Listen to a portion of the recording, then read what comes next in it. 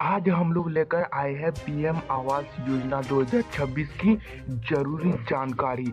तो पीएम आवास योजना 2026 पहली किस्त का बड़ा अपडेट और गलती से पैसा अटक जाएगा और सीधे बैंक खाते में पैसा कैसे आएगा और डीबीडी के बारे में सब कुछ इस वीडियो में हम लोग बात करेंगे पूरा डिटेल्ड में। तो दोस्तों अगर आपने प्रधानमंत्री आवास योजना में आवेदन किया है तो आज का यह वीडियो आपके लिए बेहद ज़रूरी है, क्योंकि सरकार की तरफ से पहली किस्त को लेकर बड़ा संकेत मिल चुका है और 2026 में आवास योजना का पैसा है वो आना शुरू हो गया है सबके खाते में। तो आप लोग खाता चेक करा सकते हैं अगर आप लोग खाता चेक नहीं कराते हैं, और क्या क्या अगर आपका नहीं आया है, बहुत सी जानकारियाँ इस वीडियो में दी जाएगी। तो आप लोग इस वीडियो को आप लोग अंत तक जरूर देखिएगा, ठीक है। तो चलिए बिना समय वेस्ट किए अपना वीडियो को शुरू करते हैं। तो अपडेट नंबर 1 है, यहाँ पे 2 लिखा गया है, ठीक है। अपडेट नंबर 2 है, क्यों अभी तक सतर्क होना जरूरी है। बहुत से लोग सोचते हैं कि नाम लिस्ट में आ गया तो पैसा अपने आप आएगा ना, लेकिन सच्चाई यह है कि यहीं पर सबसे ज़्यादा गलती होती है और हज़ारों लोगों की किस्त यहीं अटक जाती है। इसीलिए बोल रहे हैं, अगर आपका नाम लिस्ट में है तो आपका पैसा नहीं आएगा जब तक आप लोग ये काम नहीं करेंगे। मैं सारी चीज़ आपको यह बता दूंगा कि अपडेट नंबर 3 है, पैसा कैसे आएगा। तो आपका नाम लिस्ट में नाम तो है, अब बात करते हैं कि नाम लिस्ट में है लेकिन पैसा कट सकता है, लेकिन अब पैसा कटने से बचने के लिए वो उपाय हम अब आपको बताते हैं। दोस्तों ध्यान से सुनिए, प्रधानमंत्री आवास योजना का पैसा किसी एजेंट से नहीं, किसी बिचौलिए से नहीं, किसी पंचायत प्रतिनिधि से नहीं, बल्कि सीधे बैंक खाते में डीबीटी मतलब कि डायरेक्ट बोनाफाइड ट्रांसफर के डायरेक्ट बेनिफिट ट्रांसफर के माध्यम से केंद्र सरकार द्वारा भेजा जाएगा। समझ गए। तो नेक्स्ट है अपडेट नंबर 4, सबसे बड़ी गलती किसकी वजह से पैसा रुक सकता है। अब सबसे बड़ी वजह है, बहुत सारे मामलों में नाम लिस्ट में होने के बावजूद भी पैसा इसलिए नहीं आता है क्योंकि उनका बैंक खाता आधार से लिंक नहीं है, खाता निष्क्रिय मतलब कि डोरमैट है, केवाईसी आपका अधूरी है और आवेदन की जानकारी बैंक रिकॉर्ड से मेल नहीं खाती है। सिस्टम अपने आप भुगतान रोक देता है, समझ गए। इसलिए आप लोग फटाफट से बैंक जाकर अपना डीबीडी चालू जरूर करा लीजिए, 5 मिनट का काम है। आप लोग सीएससी केंद्र या प्रज्ञा केंद्र आप जा सकते हैं या फिर पंचायत भवन कहीं भी नहीं। डीबीडी एक्टिव कराने के लिए आपको बैंक जाना पड़ेगा और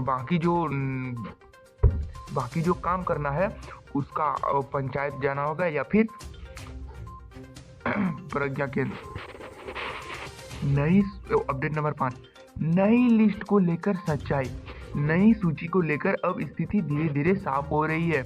जिन लोगों ने पहले आवेदन किया था, जो अभी पात्रता शर्त पूरी करते हैं, उनके नाम नई लिस्ट में जोड़ रहे हैं। लेकिन यह प्रक्रिया पूरे देश में एक साथ नहीं बल्कि चरणबद्ध तरीके से हो रही है।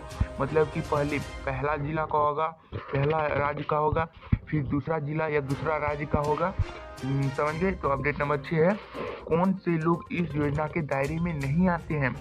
यह योजना किसी के लिए नहीं है जिनके पास पहले से पक्का मकान है, जिनके परिवार में सरकारी नौकरी है, जिनके नाम पर नियम से ज़्यादा जमीन या वाहन है, जिनकी पारिवारिक जानकारियों नियमों से मेल नहीं खाते हैं। मतलब कि आप कुछ बता रहे हैं कुछ और आप दिखा रहे हैं कुछ और, तो इस तरह होगा तो आप इस योजना के नई लिस्ट में नहीं आएंगे।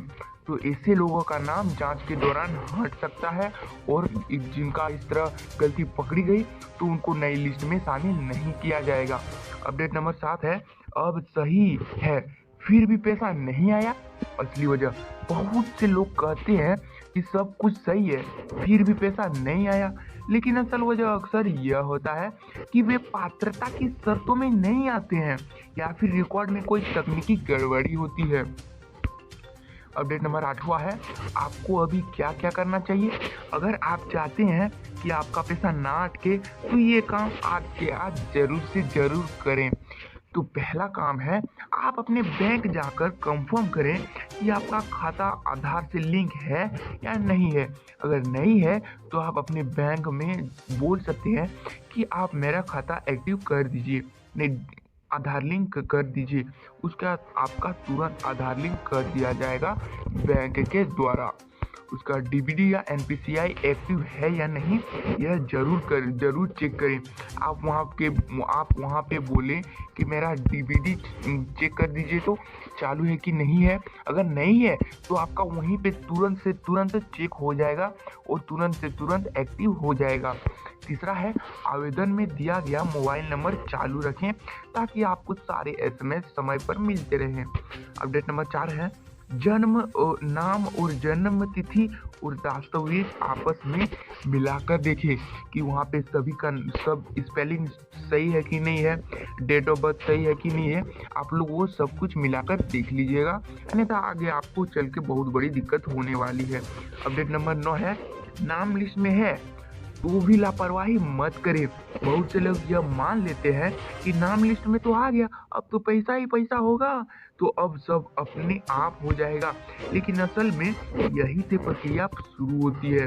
एक छोटी सी गलती पूरी किस्त को रोक सकती है। अपडेट नंबर 10, भुगतान देरी से हो तो क्या करें।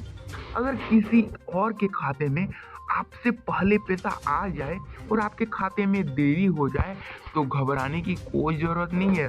भुगतान स्टेप बाय स्टेप किया जाता है, लेकिन अगर लंबे समय तक कोई भी अपडेट नहीं मिलता है तो चुप बैठना सबसे बड़ी गलती या फिर एक लापरवाही हो सकती है। अपडेट नंबर 11, दूर दराज के इलाकों के लिए जरूरी बात। गांव और दूर दराज इलाकों में जानकारियों की कमी सबसे बड़ी समस्या है, इसलिए बैंक, पंचायत और सीएससी सेंटर से समय समय पर अपना स्टेटस जरूर चेक करते रहें। अगर आपको इतना झंझट नहीं करना है तो आप लोग मेरे चैनल को सब्सक्राइब करके बेल आइकन जरूर से जरूर क्लिक कर दीजिएगा, ताकि मैं जो भी जानकारी या अपडेट देता रहूं आप तक सबसे पहले जरूर से जरूर पहुंचे। समझ गए? और वीडियो को लाइक कर दीजिए वीडियो अगर पसंद आ रहा है तो। अपडेट नंबर 12, परिवार की जानकारी भी होती है जांच में। यह योजना सिर्फ एक व्यक्ति की नहीं है, यह पूरे परिवार की जांच करती है। मतलब कि आप मान लीजिए आपके परिवार में 5 आदमी है तो 5 की जानकारी इकट्ठा की जाती है। अगर परिवार के किसी सदस्य के नाम पहले से संपत्ति दर्ज है तो वह रिकॉर्ड जांच में सामने आ सकता है और आपका नाम वहां पर नहीं जाएगा और आपको पैसा नहीं दिया जाएगा। अपडेट नंबर 13 है, गलत जानकारी सबसे बड़ा नुकसान।